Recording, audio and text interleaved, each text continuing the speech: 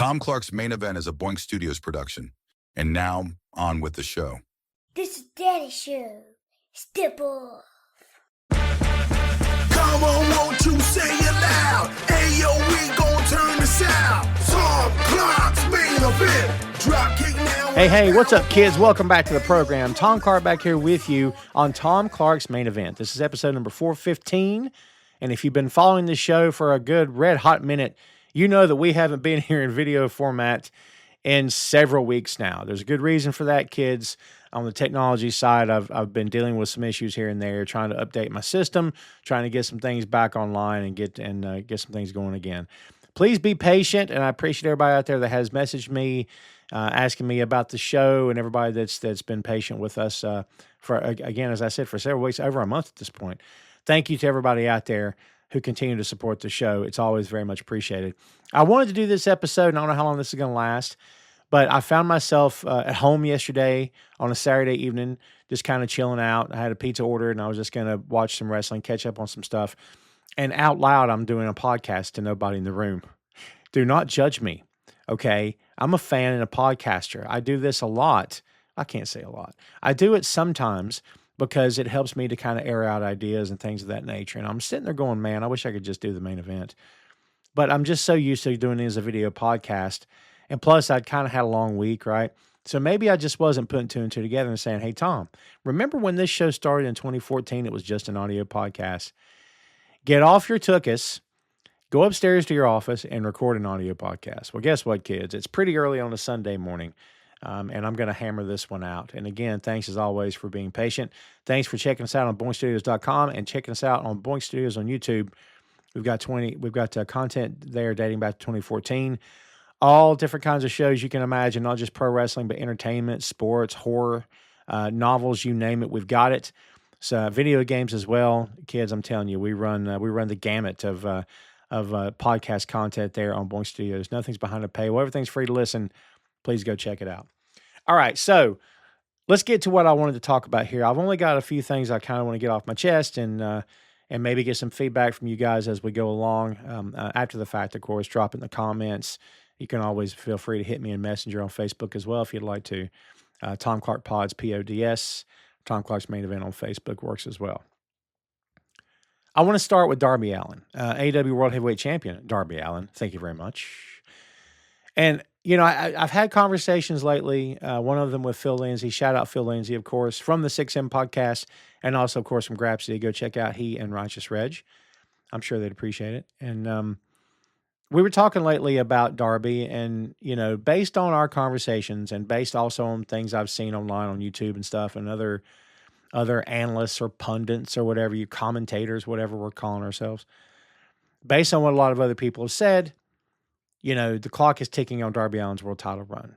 I'm inclined to agree with that, mostly because the company's kind of made that clear to us from the beginning. They send Darby out on live TV, and he says, you know, I've got 15 minutes, don't know how long it's going to last.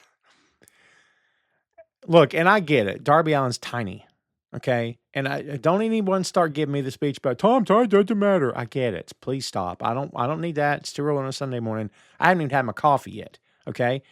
I get it. Size doesn't matter, Tom. It's about the work ethic. Totally understand.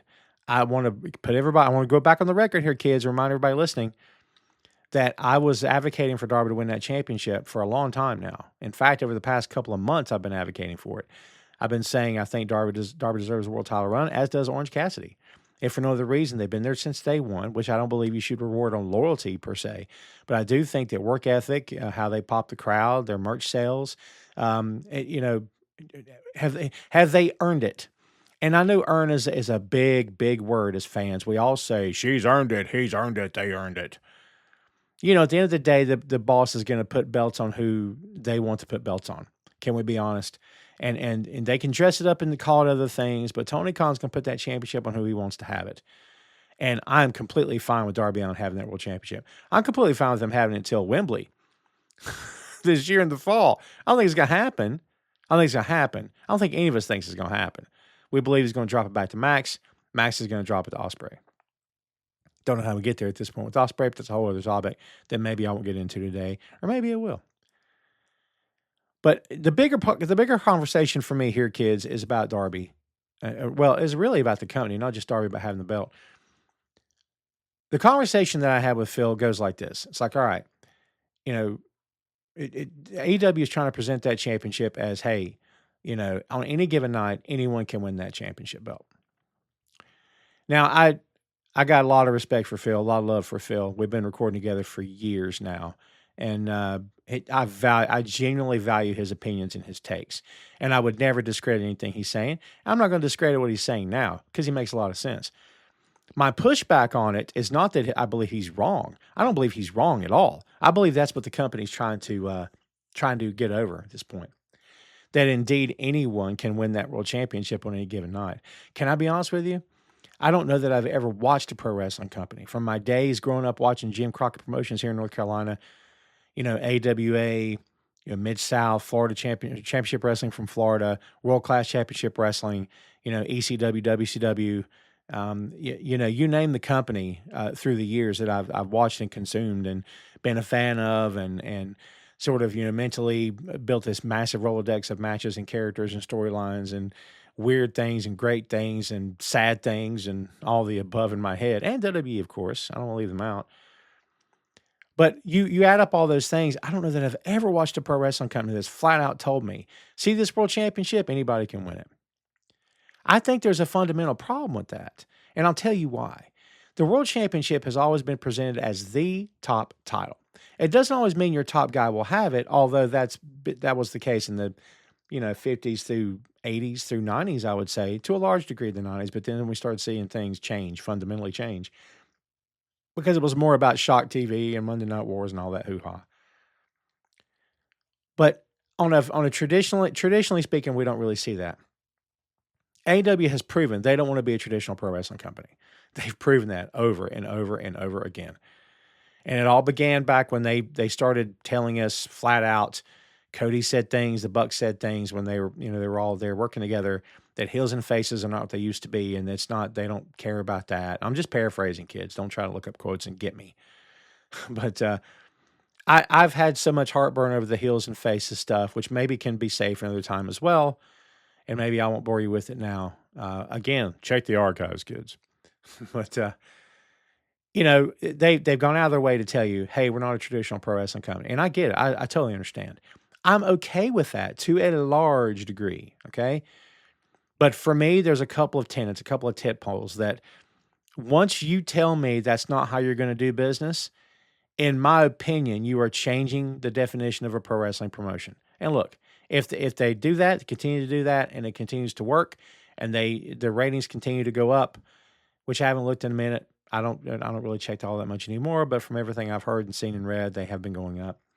Let's say it continues. Let's say they get more eyes on the product, which is always what you want, kids. This notion, by the way, is wrestling such a niche audience? No only so many people going to watch. Brother, you can't build a future for your business on that. You have to grow. I've been saying that since the day the doors opened, that you have to grow. And if you don't grow, you're going to be in trouble. Maybe not today.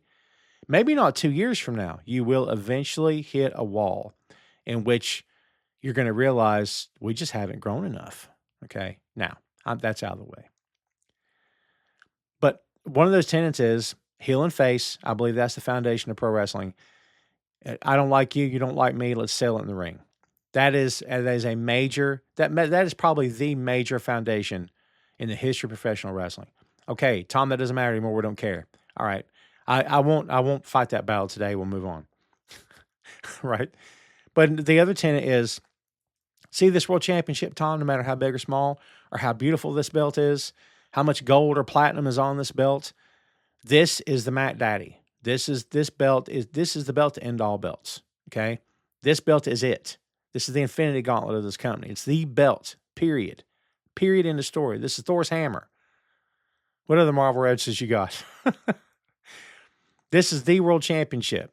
All roads lead to this. All other championships can be great. They can be fun to watch. They can be cool to pull for the champions, and they're stepping stones. They are all stepping stones to this belt. Any belt in the women's division should be a stepping stone to the AEW Women's World Championship. Period. End of story. It should be that way in every company, and it always has been. But if you flip the script and tell me, well, Tom, that's no longer the case here, buddy. On any given night, anyone in our locker room can win the AEW World Heavyweight Championship. And when people tell me, dude, that's cool. I like that. That's different. Great. So if Anthony Bowens wins the championship on Dynamite, are you okay with that? And by the way, I think Anthony Bowens is great. I hope this stuff works with the ops. I'm a fan of Bowens. It's just an example. Again, please don't nobody come for me. Okay? Are you okay with that? Is it okay if Dalton Castle wins the World Championship on Dynamite Wednesday? And also, by the way, love me some Dalton Castle. Always been a big fan. I think he should get more than he's ever gotten. Should Turbo Floyd from the Outriders, from the Outrunners, excuse me, should he? I always get that tag team name wrong. I always want to call them the Outriders. All the time with that name. By the way, love the tag team. Love those two guys. You sensing a pattern here? I don't hate anybody here, okay? But if Turbo Floyd wins championship on Wednesday, are you okay with that? Tom, it's different. I love it. Great. Here's my point. If you do that over X number of weeks, months, years, and you continue to do that, it won't take long. In my opinion, that World Championship is going to be devalued. Now, does it mean the death knell that does it mean the death knell of the company? Does it signal the death knell of the company? Is it the end of days for AEW? I never said that. I never said that. I don't believe it would be. Do I think it would change the way fans consume the product and the way they feel about big-time AEW World Championship matches? I absolutely 100% believe it will change.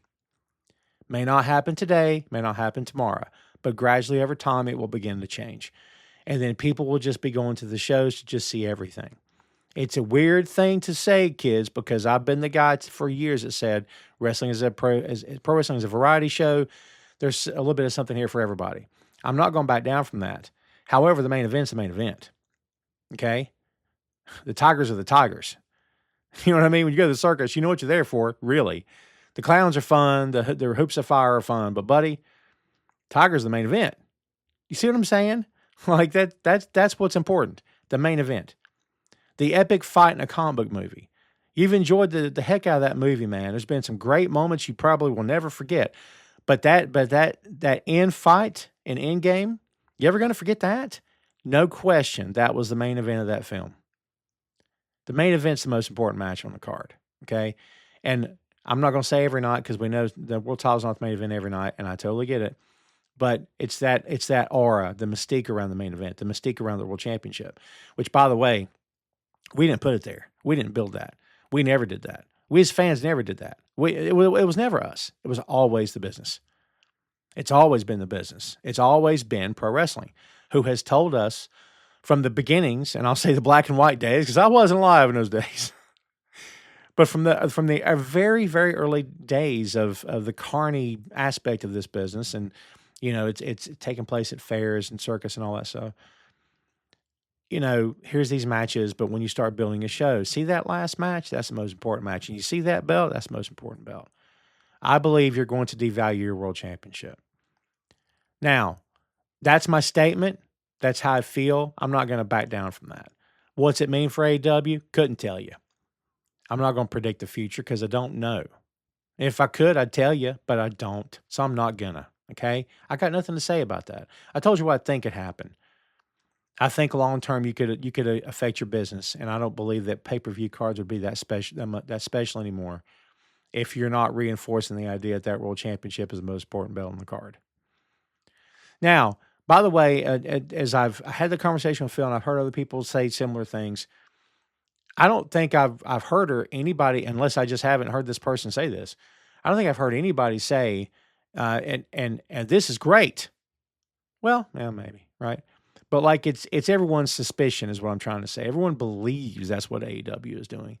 Is that what AEW is doing? It sure feels like it, but I don't know. I'm not in the office with Tony Khan. I couldn't tell you what his strategy session looks like. If he's just himself, or if it's him with Schiavone, or him with Taz, or him with whoever's backstage, Dustin maybe, I don't know.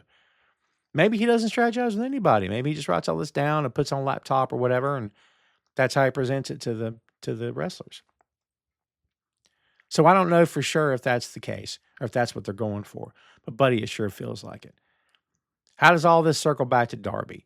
Did they devalue the world championship by handing it to Darby Allin because he's small? 100% no way. Again, this guy, in as much as anyone can quote, earn, unquote, a belt in any pro wrestling company, Darby is that guy. He's that guy. He's waved the flag, literally waved the flag on top of Mount Everest, right? Can I be honest with you? If they could get Darby to the moon, he'd go in a heartbeat. Are you kidding me? He's probably thought about it. Yeah. I love Darby. Again, I'm not saying anything's been devalued at this point, but my concern is, and I say concern because I really enjoy AEW. Is AEW my pro wrestling company? I don't know if I felt that way since Jim Crockett Promotions. It's the promotion, the company I grew up with, NWA Mid-Atlantic, here in North Carolina. That's what I grew up watching. That's my pro wrestling company. That's my promotion, my territory. You know what I mean? Within an hour or two of where I lived at any given time in the 80s was some of the best wrestling on the planet. My opinion, and the opinion of a lot of other people too. Okay? So that's crazy awesome to me. And I'm going to say I take pride, like I had anything to do with it. It's pretty cool. How about that? And I've always kind of worn that as a badge of honor. I'm in Crockett country, baby, which I've said multiple times throughout my podcasting career, if nothing else. But I do enjoy AEW quite a bit. They could do just about anything. I'm not going to stop watching. I mean, honestly, I'm not going to say I'll never stop watching. Anything could happen. I'm never going to say that about anything. Anything could happen. But as far as everything looks right now, I do enjoy AEW. I love me some New Japan. If everything else went away and if all I had was New Japan, I'd be happy. I'd be fine. That's just me talking, kids. Just me talking. But I do try to watch as much pro wrestling as I can. AEW is a permanent fixture in my home and my conversations and things that I enjoy watching. I want to see this company continue to do well. I want to see Darby hold that belt for however long they want him to hold it. I want him to be safe. I want him to be healthy and uninjured, injury-free, Darby Allin, as I want for everyone in that company, okay? And again, this is just me asking a whole bunch of questions about what's happening with Darby Allin and that World Championship and how possibly AEW is choosing to book its belt right now. Time will tell, kids. Again, this is just me kind of throwing it out there to you. And again, I'd love to get your thoughts. You know how to get a hold of me. You can always throw comments in the comment section here. Put your thoughts in there. Again, I'd love to know what you think. There's a lot more I want to talk about, and I'm trying to pace myself because I'm going to get back to the video portion of this show. But I also wanted to throw something else out here to you. And it's kind of hard to pick just one thing because there's a lot of stuff I want to talk about, right? But let me talk about this Will Ospreay and Death Rider stuff. And this is something else I had a conversation with Phil about, and also with some of the other guys I recorded with. Shout out to the Bear Mode crew, Big Tasty, Joe and Jay, and shout out to Chris Patton as well. Ray Dean from Ray Sports and Slams has also sent me a message. We chatted a little bit about it. So, again, as I said earlier, we all believe that Wembley is going to be about Will Ospreay being crowned the guy. Here's the new guy in AEW. And how they going to crown the new guy, kids? With a world title. What did we just say? So if we believe that is going to happen, if we truly believe that is going to happen, okay, how are the Death Riders going to get us there? As I said before, the heel and face thing, I promise you I wasn't going to, die on that hill today. I'm really trying to be good. I'm really trying to behave and not do that, okay? It's tough. Death Riders have been presented as a heel faction since the day they all turned on Bryan Danielson, okay? We all know that. Mox has had his moments of getting over and smiling and saying things the crowd likes and they cheer for him, and his character did a 180 from when he was the champion until what he is now. I was one of those people that said, I don't know what we're doing anymore. I don't know what this means. I still don't understand. Like, I hear things say, like, well, Mox's thing is he wants this place to get better, blah, blah, blah. In character and storyline, I guess that makes sense. And any given day, I can probably relate or understand and go, okay, shake my head and go, all right, I'm with you. You got me. Okay. What's going on here with a group of heels as they're welcoming a babyface into, not into their ranks, but into their dojo, so to speak, into their training area, whatever it is we're calling that little narrow hallway back there, in the bowels of the building where the boiler room and Mankind's hanging out. I don't know what to make of this. Different can be good. I like different to a large degree. You know, you're talking to a guy that the way he used to think about things in pro wrestling and in other forms of topics and subjects I won't get into here today. I like to think I've evolved my way of thinking over the years. I know I have. I'd like to continue. I'd like to think that I will continue to do so, as I believe every human should. Don't stay stuck in one place your entire life because you're leaving the door closed to any possibility you might be wrong or that something else could also be true, right? That's Tom. That's what I am at this point in my life. It's true. So I like different to a large degree. I'm looking at this thing, oh, it's different. I like Mox. You know, we all doubted Mox, right? And look what happened. A lot of us were proven wrong. So maybe this will be okay. Why is it okay, though? I mean, the Gun Club's back together, came back on Collision, and they attacked the Death Riders. Do you see where I'm going with this? They're still heels, kids.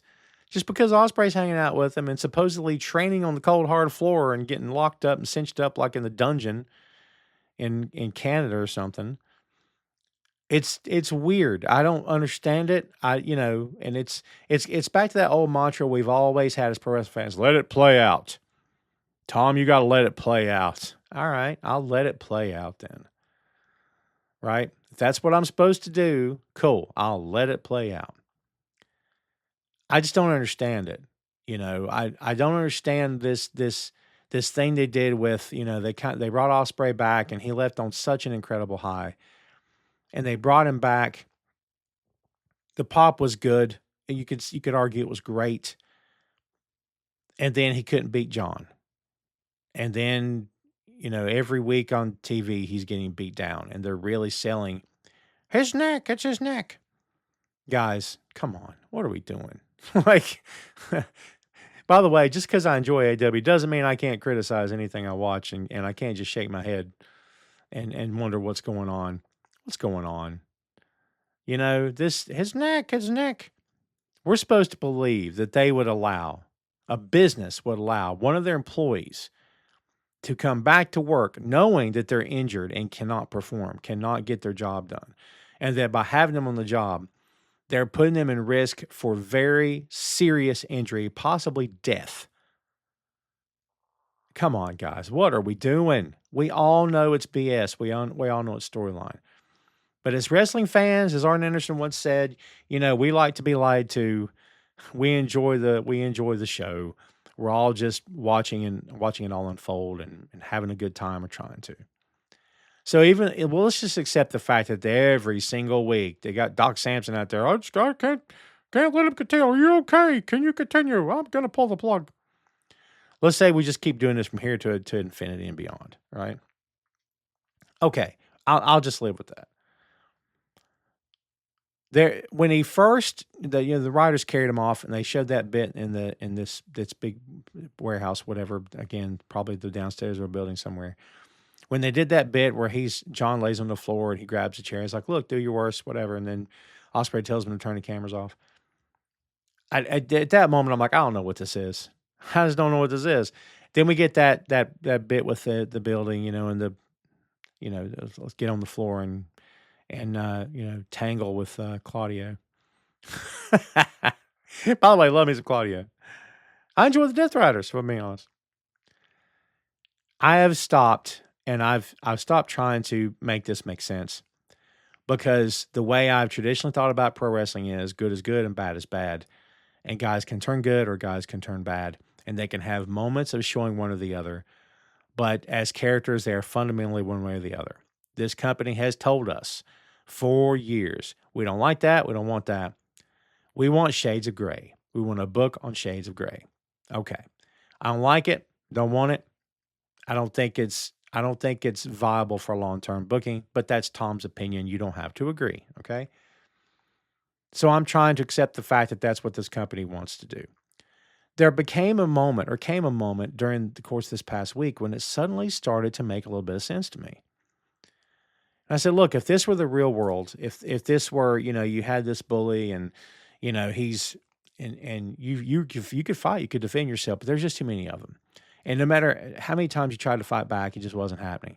And you might have had some friends who were around, but they weren't there in time or whatever. And then, it's getting pretty bad. This bully could break a bone. This bully could, and let's say he did hurt you. Let's say he gave you a neck injury, whatever. It doesn't have to be that severe, but let's say he did something or whatever, and then you came back and you're like, I can't let him get the best of me, blah, blah, blah. And then your bully stops and says, look, how long do you want to keep doing this? Every time you try, I beat you down. Every time you try, me and my friend beat you down. That's all happens. Instead of just letting that happen, let's talk. Have you ever seen anything like that before? Because every movie and TV show I've ever seen, it's always about the underdog getting the best of the bully and finding a way to fight back or finding a way to best him.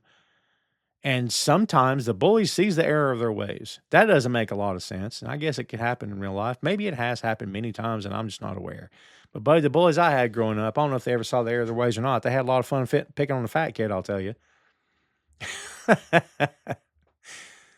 Yeah, man. So I don't hate this right now. I can't say I understand what's going on or where it's going to go, but I don't hate it.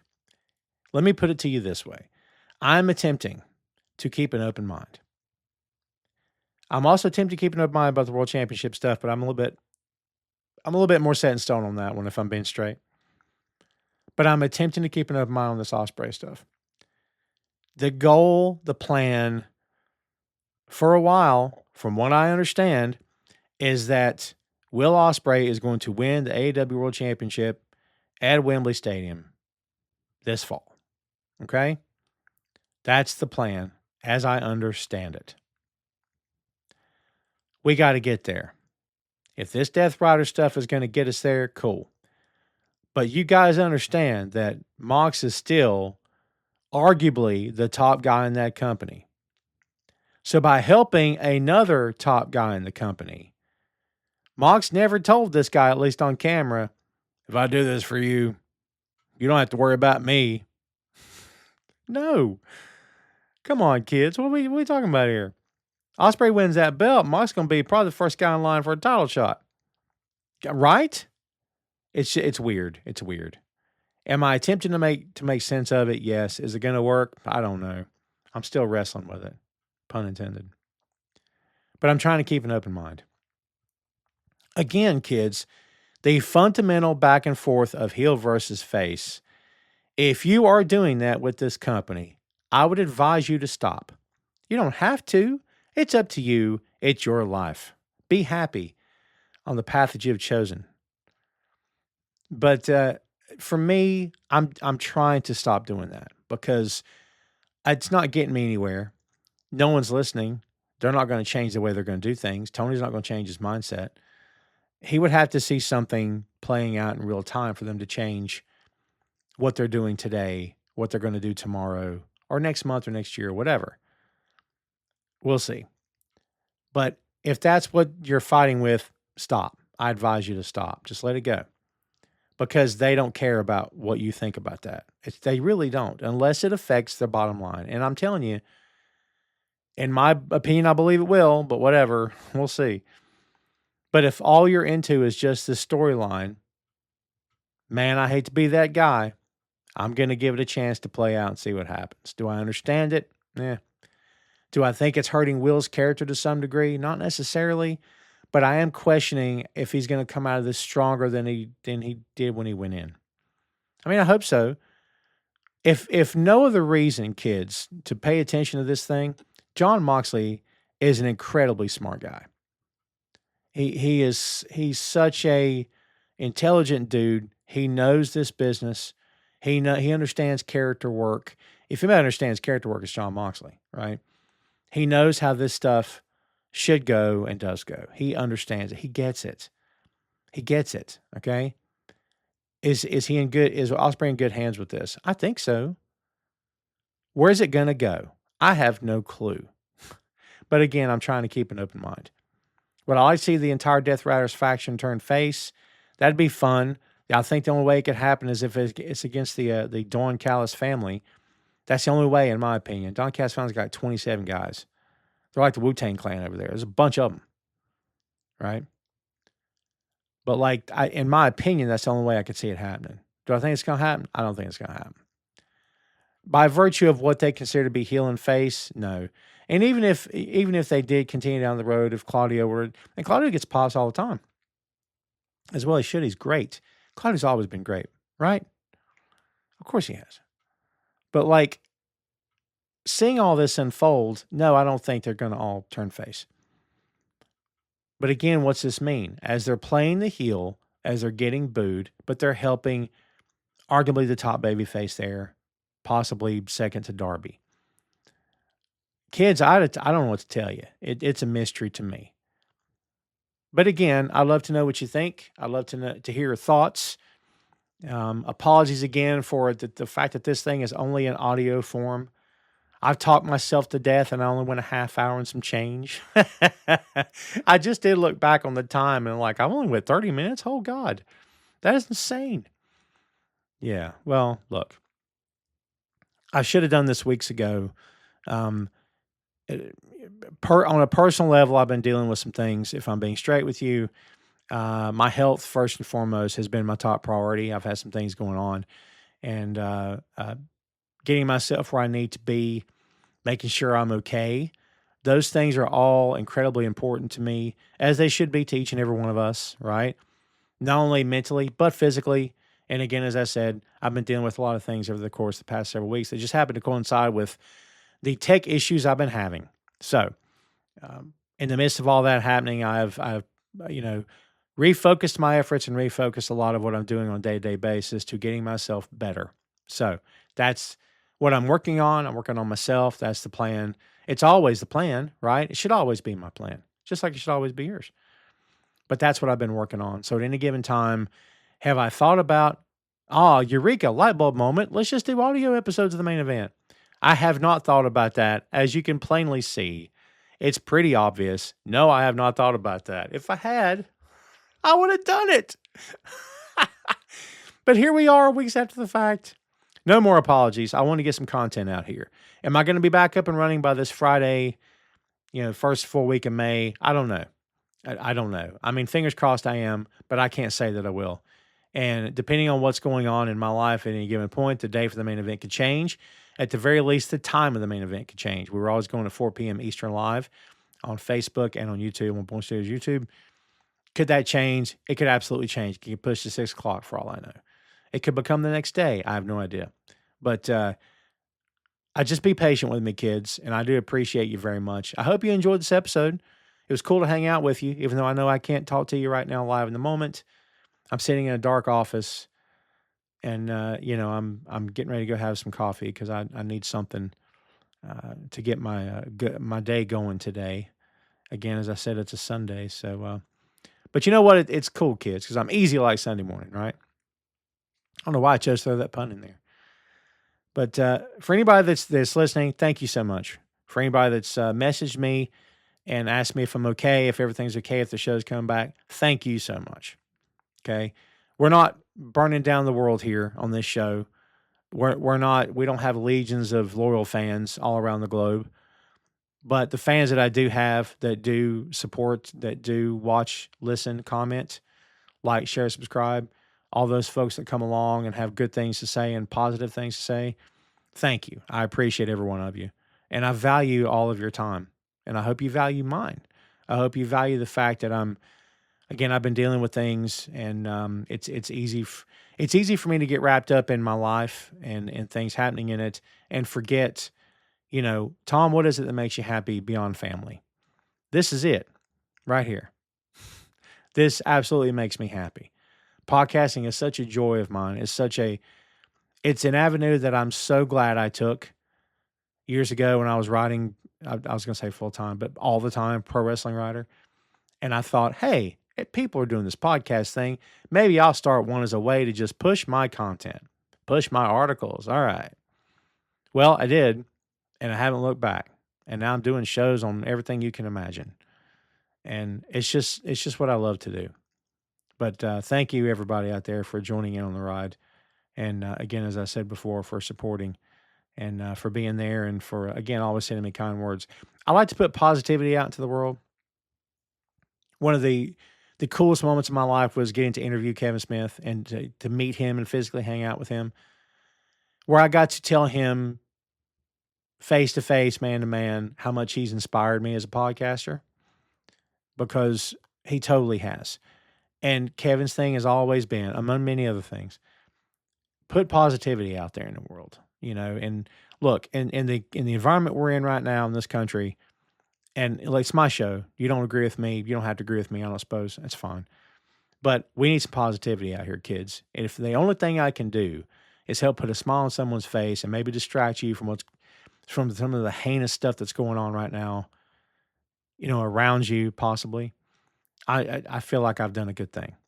And I want to leave behind a legacy. When people look back and listen, if they choose to, or watch, if they choose to, any of the things I've done on YouTube, I hope they look at it and go, man, this guy had fun. This guy enjoyed himself. He seemed like he knew what he was talking about. And or this guy was a clown. Well, buddy, he sure had fun, didn't he? I don't know, man. Something like that. Yeah.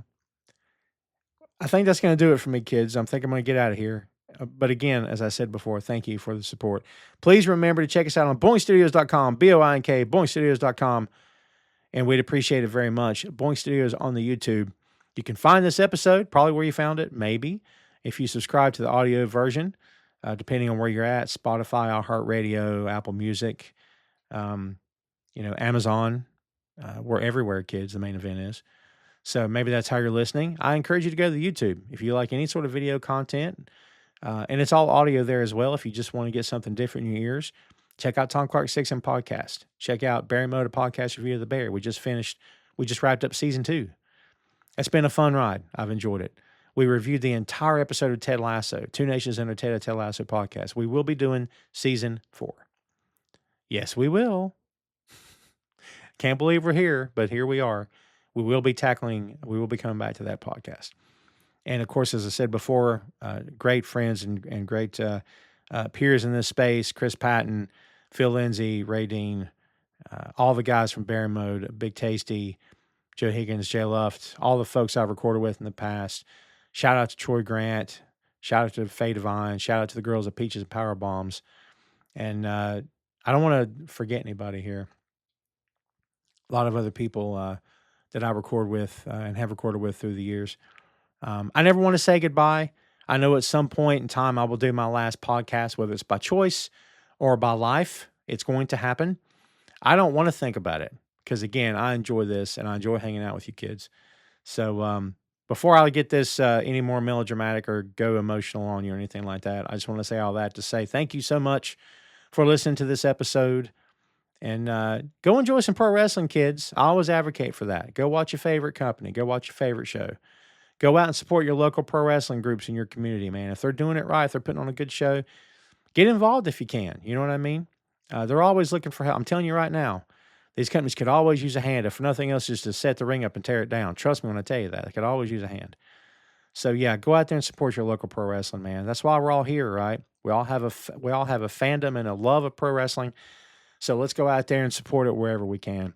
Thanks so much, kids, for listening. Please, again, as we said, stay tuned. Check us out on social media and stay tuned to Facebook and to YouTube. And we will be back with the video portion of this show very soon.